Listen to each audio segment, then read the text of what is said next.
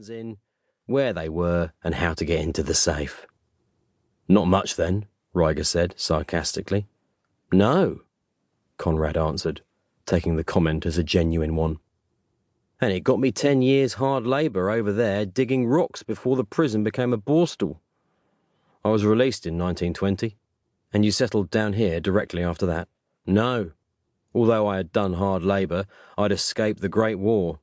Might not be alive now if I'd gone to France up to my neck in mud and shit, scared witless. When I came out of prison, my old master, the diamond cutter I was apprenticed to before I went to jail, gave me a reference to take with me to Amsterdam. A very forgiving man.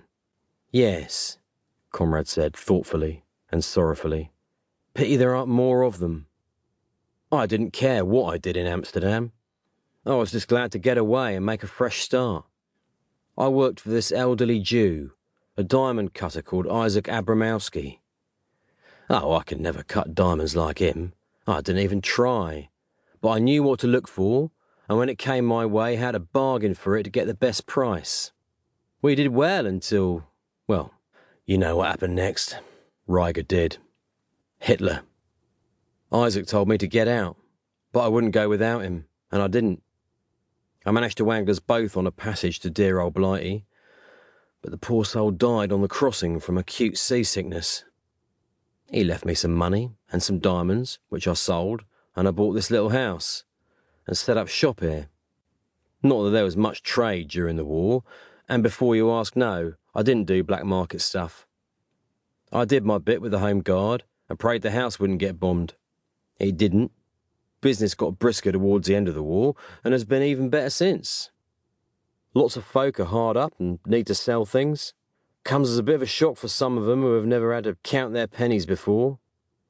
Then there are others making money who want to buy good jewellery at a knockdown price which will make them more money in the future. That's where I come in. All of the stuff in this shop is second-hand. Might not look much, but that's deliberate. Don't want anyone knocking it off. It's good stuff and word gets around. Yeah, I know you think it's strange me coming back to the place that caused me so much pain, but I didn't fancy London, and that was before the bombing. The moment I arrived in London off that boat, I made for Weymouth. I didn't really know where else to go. I looked across at that rocky island. I didn't see that god-awful prison. Instead, I saw liberty and old Isaac. My days of wanting money and a good life have long gone. I don't even need this shop. It keeps me amused. I do valuations, not only for the knobs, but also for you lot.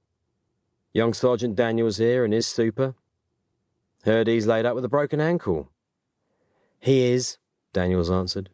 That'll teach him to play football at his age. He winked. Now to these diamonds. You say they were found on the dead man? Yes. And we'd rather you keep that to yourself, Ryga answered smartly. Or we might have to take a closer look at your business transactions. I'm not one to go running round to the newspapers. I'm glad to hear it. Do you recognise the victim? Not from the picture in the paper. Then take a closer look at these. Ryga put the picture of the body and the one featuring a close-up of the face in front of the little man.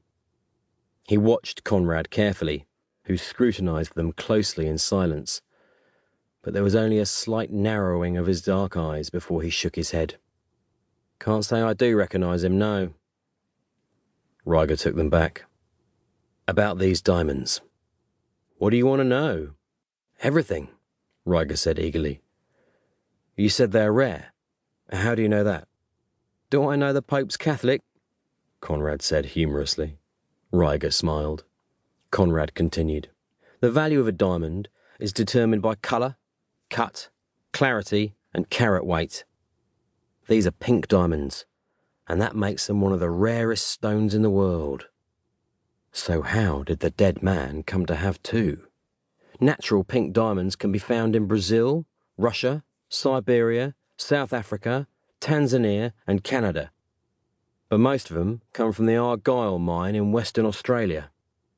Ryga threw Daniels a look. He knew the sergeant was thinking the same as him. The strong, featured face of the dead man, the rough hands. Had he been...